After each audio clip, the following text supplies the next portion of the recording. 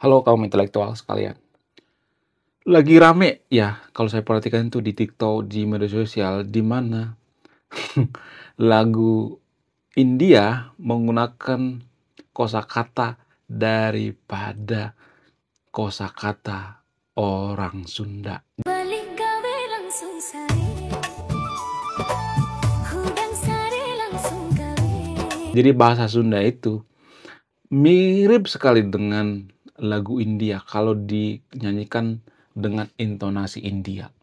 Itu yang saya perhatikan. Ya kalau bahasa-bahasa lain misalnya bahasa Batak, bahasa Papua dan lain sebagainya, kurang pas. Jadi yang paling mirip itu bahasa Sunda dan bahasa orang Bali. Nah, yang jadi pertanyaan, kenapa bisa seperti itu? Kenapa cuman bahasa Sunda dan bahasa Bali itu yang mirip banget dengan kosakata orang India? Apa alasannya? Apakah kalau misalnya nih ya, kalau misalnya nih Indonesia itu mayoritas beragama Hindu, mayoritas beragama Hindu Bali, ya mayoritas beragama Sunda Witan. Apakah Indonesia itu akan mirip seperti India? Apakah Indonesia itu akan bisa menjadi negara maju kalau mayoritas masyarakat kita itu beragama Sunda Witan atau beragama Hindu Bali? Wow, luar biasa.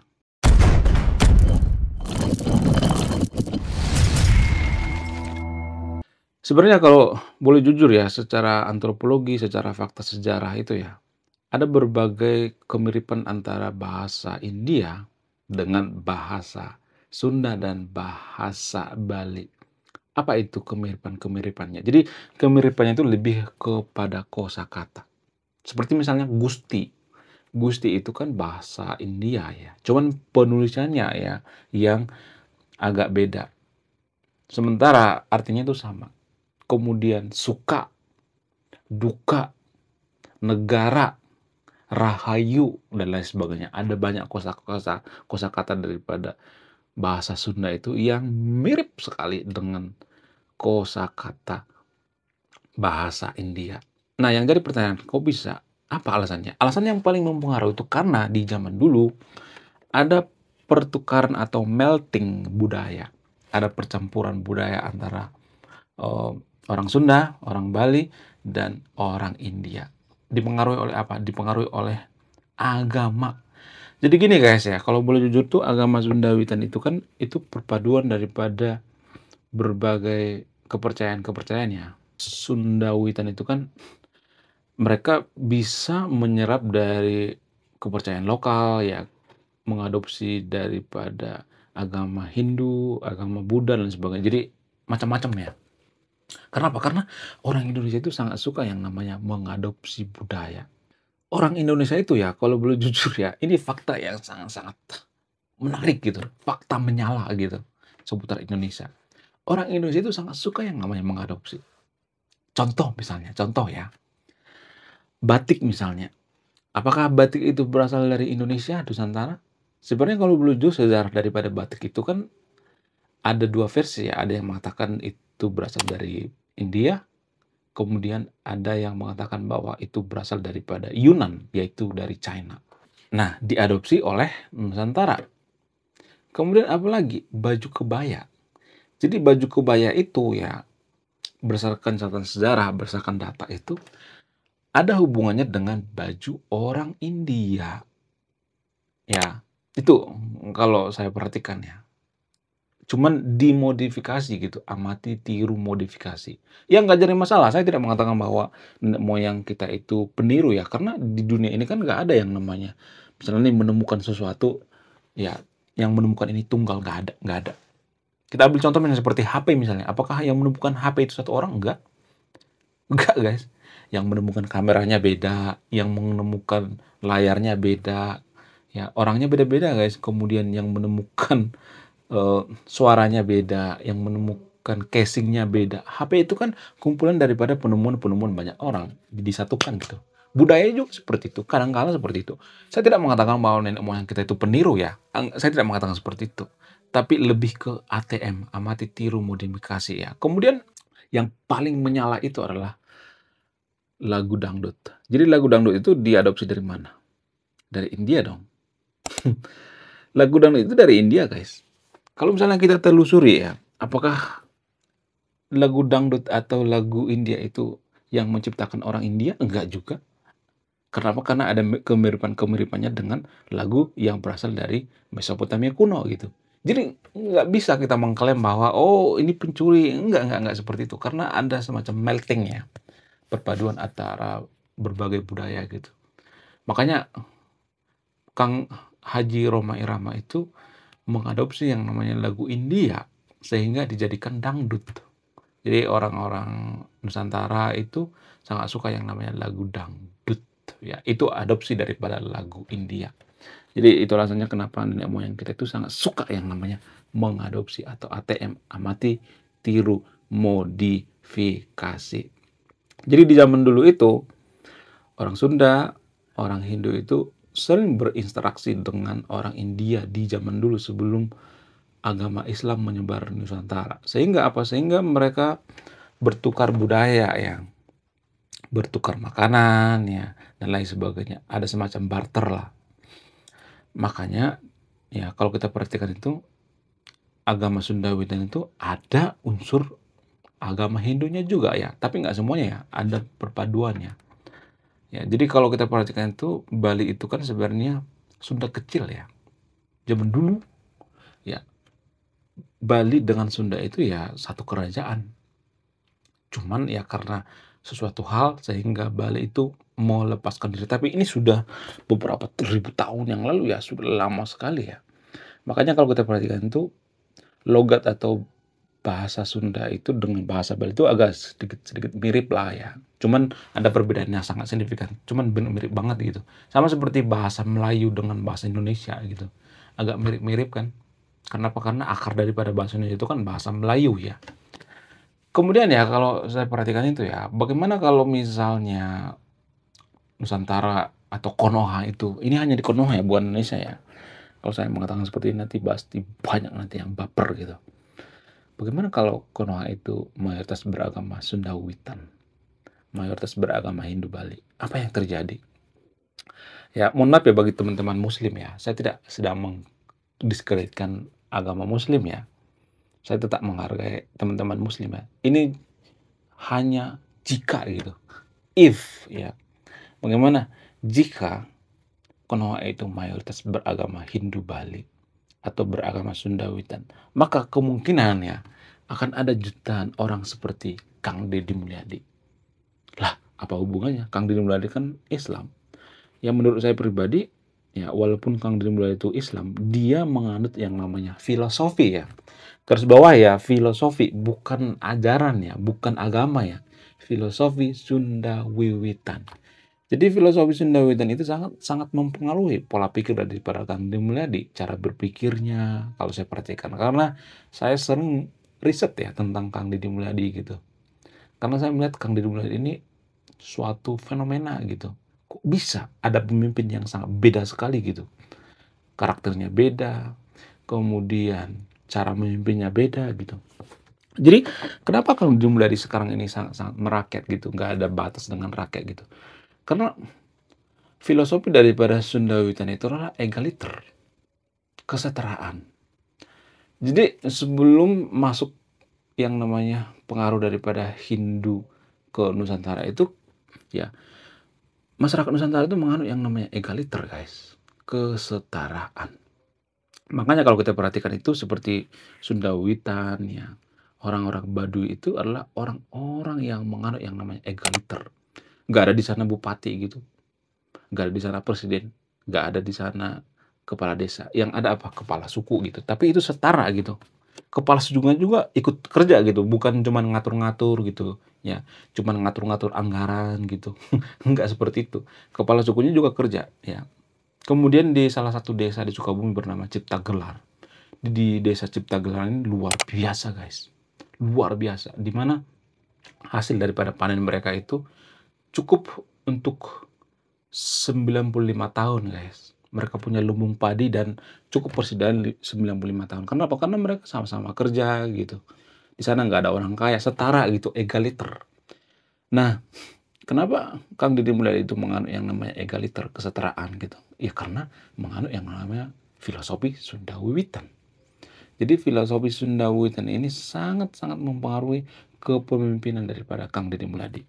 Jadi kalau Kang Deddy Mulyadi ini misalnya nih ya pergi kemana gitu ya, makan ya, biasa aja makan di emperan, ya makan di pinggir jalan, biarpun dia seorang pejabat, bahkan dia makan di acara kondangan gitu. Kenapa bisa seperti itu? Karena ajaran Sunda Wiwitan. Sorry, bukan ajaran ya, tapi filosofi. Kalau saya mengatakan ajaran itu nanti sensitif ya, banyak yang cemburu nanti ya. Banyak orang mengatakan bahwa Kang Deddy Mulyadi itu adalah menganut yang namanya agama Sunda Wiwitan ya, sudah musyrik ya, sudah murtad dan lain sebagainya ya. Ya banyak orang yang berpikir seperti itu ya. Tapi pada faktanya, pada dasarnya kalau saya perhatikan ya, kalau memang agama itu mengajarkan kebaikan ya dari manapun kita bisa mendapatkan kebaikan. Dari filosofi juga kita bisa mendapatkan kebaikan ya kan. Buktinya filosofi Sunda Wiwitan itu silih asu, silih asih, mengajarkan kebaikan-kebaikan gitu. Cuman kita meninggalkan ajaran yang namanya ajaran leluhur kita. Rata-rata ajaran leluhur kita itu mengajarkan yang namanya kebaikan, guys. Parmalim itu mengajarkan yang namanya kebaikan. Bahkan Parmalim itu agama leluhur orang Batak. Parmalim itu melarang yang namanya makan yang mengandung misalnya alkohol gitu ya. Minum minuman yang bermandung alkohol nggak boleh. Kemudian apalagi? Kemudian rokok nggak boleh. Jadi sangat banyak pantangannya kalau masuk ke agama Parmalim. Makanya banyak orang yang nggak kuat gitu. Agama kejawen misalnya, ya agama kejawen itu kan sinkrenitas daripada agama Muslim ya. Kemudian Kaharingan, agama Budi, ya. Agama Penghayan gitu ya, penghayat kepercayaan. Rata-rata mereka mengajarkan berbuat baik, filosofi berbuat baik, filosofi ya untuk saling mengasihi gitu ya. Saya juga nggak tahu kenapa sekarang ini Konoha banyak orang yang radikal gitu. Apakah terpapar daripada ajaran dari luar, ideologi daripada luar. Jadi kalau saya perhatikan itu ya, kita itu terlalu mudah disusupi oleh ideologi-ideologi yang aneh-aneh gitu. Tanpa cross check apakah ideologi benar atau tidak gitu. Apakah ajaran ini akan mempengaruhi kemajuan suatu bangsa atau tidak gitu. Jadi kalau kita tetap ya, kalau Konoha itu tetap menganut yang namanya ya mayoritas Sunda Wiwitan, ya mayoritas agama Bali misalnya, mayoritas agama Parmalim misalnya ya di daerah-daerah Konoha itu, maka sense untuk kemajuan satu bangsa itu sangat-sangat mudah sekali ya. Saya mengatakan di sini chance-nya, saya tidak langsung mengatakan besok kita menganut Sunda Wiwitan auto maju, nggak seperti itu, tapi ada chance-nya. Karena butuh effort juga gitu ya. Sama seperti misalnya China gitu atau negara-negara maju lainnya seperti Jepang misalnya. Jepang itu kan dipengaruhi oleh filosofi Bushido, filosofi petarung, pejuang gitu. Sementara Konoha itu sudah kehilangan akarnya gitu, sudah kehilangan pemikiran-pemikiran yang sangat-sangat luar biasa gitu. Cuman walaupun saya mengatakan bahwa filosofi leluhur kita itu sangat-sangat luar biasa, bisa mempengaruhi kemajuan suatu bangsa, ada beberapa kelemahan-kelemahan ya, kelemahan daripada nenek moyang kita itu. Jadi saya harus fair ya, saya harus kritik juga ya. Mohon maaf bagi teman-teman penghayat gitu, teman-teman yang beragama lokal, mohon maaf ya. Jadi gini guys, kita nggak boleh terlalu fanatik pada kepercayaan tertentu gitu, terhadap agama tertentu, nggak boleh terlalu berlebihan fanatik gitu. Ya kalau saya perhatikan di Konoha itu ya, warga Konoha itu rata-rata fanatik. Baik pada pemimpin, pada siapapun terlalu fanatik berlebihan, nggak boleh seperti itu. Jadi itu artinya kalau kita fanatik, maka kita akan anti kritik. Jadi sama dengan moyang kita misalnya, atau leluhur kita. Ada beberapa ajaran leluhur kita itu yang menurut saya itu harus kita kritik gitu. Apa itu? Tahayul. Dan ini juga yang dikritik oleh Tan Malaka, sehingga Tan Malaka itu dibenci ya banyak orang. Kenapa? Karena dia mengajarkan untuk berpikir logis gitu, dengan buku yang berjudul Madilok. Jadi buku Madilok ini adalah buku yang sangat luar biasa, mengajarkan kita untuk berpikir kritis. Tapi sayangnya, buku ini tidak diminati di Konoha, bahkan dilarang. Sekarang ini mulai viral ya, karena Kang Ferry Irwandi ya, diviralkan kembali oleh Kang Ferry Irwandi. Ya, banyak buku daripada Tan Malaka seperti Madilok, Aksi Massa, dari penjara ke penjara, ada banyak tuh ya. Bacalah ya buku daripada Tan Malaka. Buku yang berhaluan kiri ya.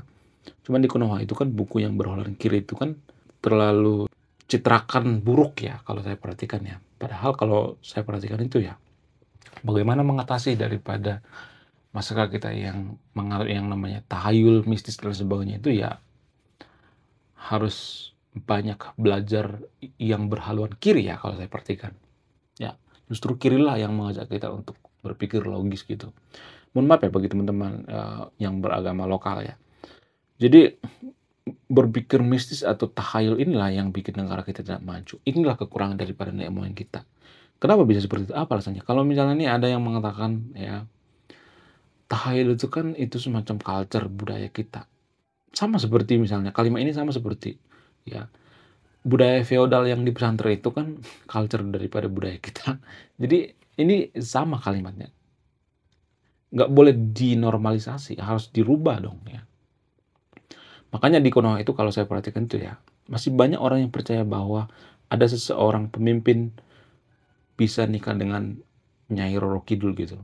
Kang Deddy Mulyadi juga dulu pernah diisukan nikah dengan Nyai Roro Kidul gitu. Padahal kan itu kan takhayul gitu, mistis. Tapi warga Konoha banyak tuh yang percaya tentang mistis gitu, yang percaya tentang takhayul. Jadi ini seperti penyakit ya kalau saya perhatikan yang susah hilangkan gitu. Ini yang perlu kita hilangkan, berpikir kritis, ya itu yang harus digalakkan gitu. Untuk apa? Untuk mencegah yang namanya berpikir mistis gitu, tahayul. Jadi tahayul itu seperti ini guys ya. Contoh misalnya nih, banjir ya. Ketika banjir itu maka warga Konoha itu banyak yang mengatakan, oh ini karena Tuhan marah. Misalnya ya. Padahal dia sendiri yang buang sampah sembarangan gitu. Buang sampah ke kali, kalinya mampet, lalu naik air, lalu kita menyalahkan Tuhan gitu. Ya kan? Itu berpikir tahayul, guys. Kemudian misalnya nih ada pohon roboh di jalan misalnya, di jalan raya. Oh, ini karena penunggunya marah nih. Oh, karena penunggunya ada nih penunggunya nih, ya. Ada setannya di sini, ada hantunya gitu. Makanya roboh tuh kayunya. Padahal bisa aja kayunya karena akarnya sudah lapuk misalnya atau tanahnya sudah longsor misalnya sehingga roboh gitu. Jadi itu yang saya kritik dari kepercayaan leluhur kita gitu. Mistis, tahayul dan lain sebagainya. Itu yang menurut saya itu yang perlu ya kita sadari sebagai kaum intelektual. Mohon maaf ya bagi penganut agama lokal ya. Itu yang perlu kita sadari gitu. Kalau kita sadari maka akan ada perubahan. Kalau kita tidak menyadari maka tidak akan ada perubahan. Jadi semua yang ada di dunia ini ya bisa dilogikakan, bisa dilogiskan gitu. Jangan berpikir bahwa oh ini karena tahayul, ini karena mistis, ada mistisnya nggak seperti itu ya. Jadi Kang Deddy Mulyadi juga sering diisukan punya nilai-nilai magis gitu, mistik dan lain sebagainya. Padahal itu kan budaya, itu kan culture. Kalau dia menggunakan kereta kencana misalnya ya sambil menggunakan gerakan seperti itu culture guys, budaya. Ya, sama seperti kalau kita misalnya ibadah gitu, seperti ke gereja gitu ya. Ada kan ritual-ritualnya gitu ya. Jadi itu culture guys, cultural ya. Gak ada hubungannya dengan mistis gitu, gak ada hubungannya dengan tahayul. Saya paling gak percaya dengan mistis dan tahayul. Oke, sekian video ini. Terima kasih sudah menonton kami. Saya kaum intelektual, salam rasional.